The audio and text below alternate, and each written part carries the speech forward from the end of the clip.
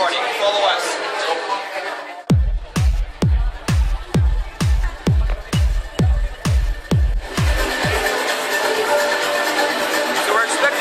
Webster to be showing up soon, doing some performances for us, so we're really excited for that. Very popular Canadian pop rock band. Let's go take a look around though.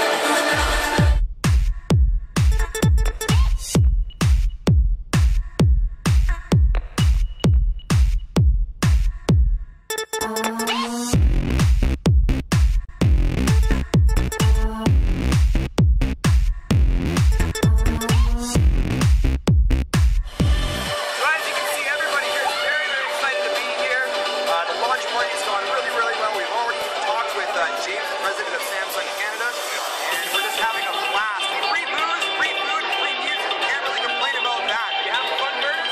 I'm liking it, and lots of sandwiches. Lots of sandwiches. We're all about the sandwiches. But unfortunately, there's no liquid soap. That's an inside joke for technology only.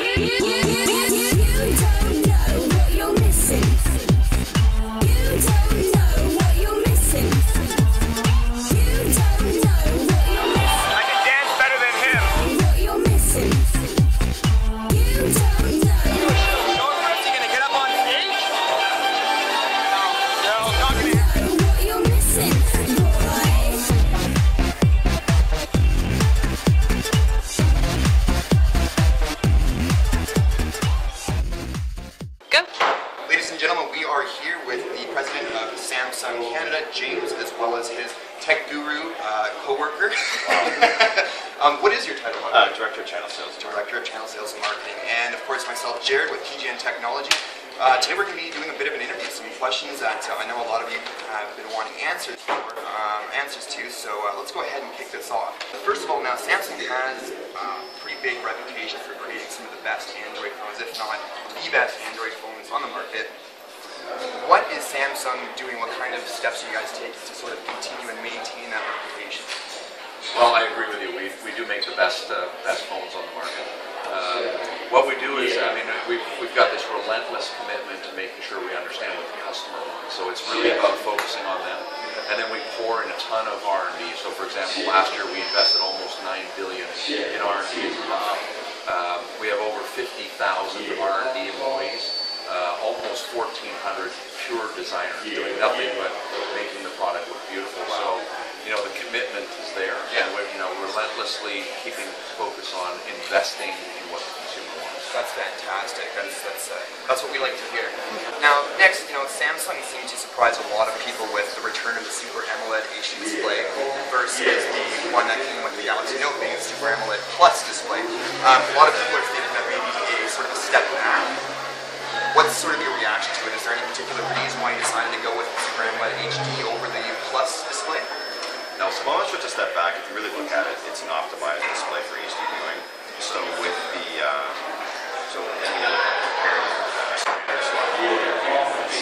the screen profile can maximize the full view of HD. So the pixel density is super high. So the device is 1280 by 720.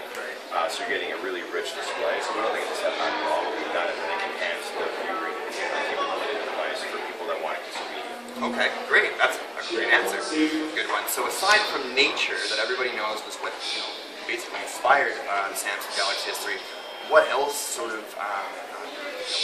inspired the new exciting motion gestures that are now included? Because we haven't seen technology like that in any other device. I mean, that's really, really groundbreaking stuff. And myself personally, I was really, really blown away with again the human-centric nature of the device itself. What exactly was it that made you guys pick those specific gestures and made you even think to go with the gestures to begin with?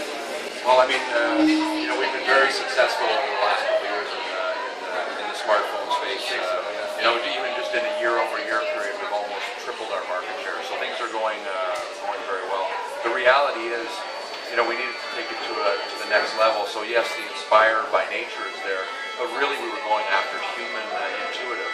So rather than making the user comply with the way the phone has to work, let's make the phone work the way the user wants it to work. So, you know what, really we believe it's where people want it to go, and a lot of these intuitive gesture-based functionality that we've built in not only is it cool, but it's functional. It makes a lot of sense. So, I mean, Nelson can tell you about some of the amazing features that we put into it.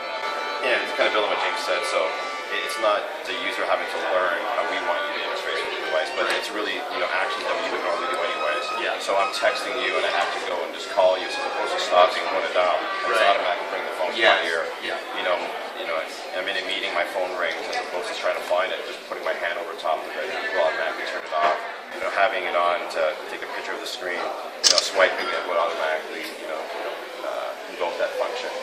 So I think it's really, standard motions that a user can do, and leveraging the technology so the gyroscope senses if it's moving. So if I have it in my blazer pocket, so the phone knows, the gyroscope knows that the phone isn't on, but it knows that it's moving because my blazer pocket. So if the phone rings, it rings a little louder now because it's sensing that it's put away somewhere. So a lot of things like that are done where the user doesn't have to learn all these settings, but rather the phone kind of thinks a little bit. So that's awesome. That's fantastic. I completely agree there. I think those motion gestures are features that people will actually use instead of just kind of breezing over these settings and thinking it's too complicated to use.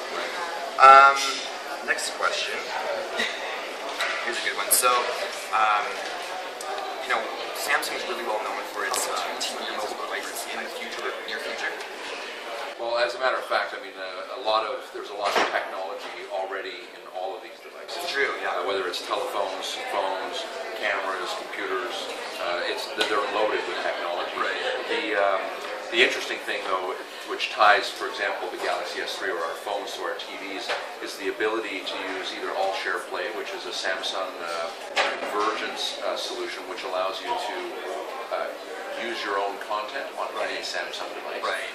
We also have some amazing features where the TV will project the image and the sound to your mobile phone, which is cool. But then what's even more amazing about it is you can turn the TV off from the phone, but have the image continue to transmit, so you can walk around your house.